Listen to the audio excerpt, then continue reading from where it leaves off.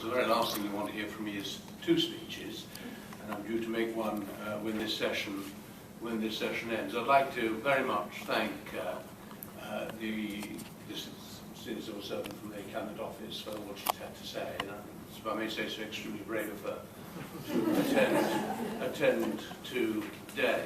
Having been a legal aid minister myself in the past, I think I know what bravery is in these contexts, just slightly. But I have to make the comment that I do think it would have been, I think it's to ministers' shame that they haven't attended today to defend what is their policy rather than the civil service policy. I think we would want to hear from ministers. I think you would have wanted to hear from ministers defend what they had to say. And I do know from experience that ministers can't make every meeting that there is going, but I think this is one which I think a special effort probably ought to have been made, even if it wasn't a Cabinet Office minister. It should have been an Ministry of Justice minister come and explain exactly how they see, as ministers, what their policies are for the future. Two things concern me particularly about what has just been said, and then I'm going to sit down. The first is this point about how its ministers hope that demand would be reduced with welfare reform. Well, I mean, I think I only need to say that for this audience to realise that that's almost exactly the opposite of what is certain, I say certain, to happen.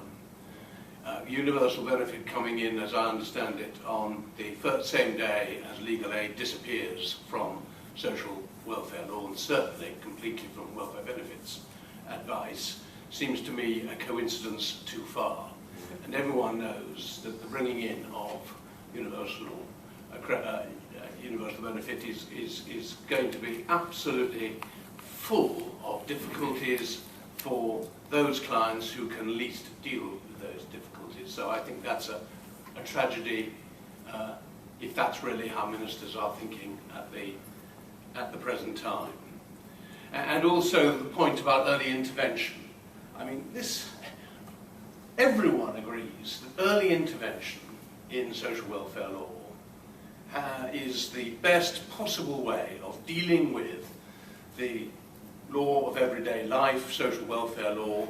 Get in there early, you have more chance, you all know this much better than I do, you have every chance, more chance of actually changing people's lives, of stopping things going to court or tribunals which don't need to go, which can sort people's lives out. Everyone agrees about early intervention.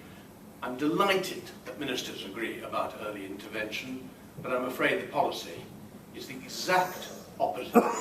What's going to make life extremely difficult in the future is for there to be early intervention, and in some cases any intervention at all.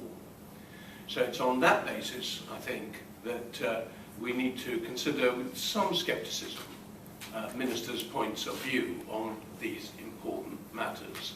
And perhaps later on, and in questions, I will answer some, with my colleagues on the panel, about how we deal with what I think are pretty self-evident truths. Thank you.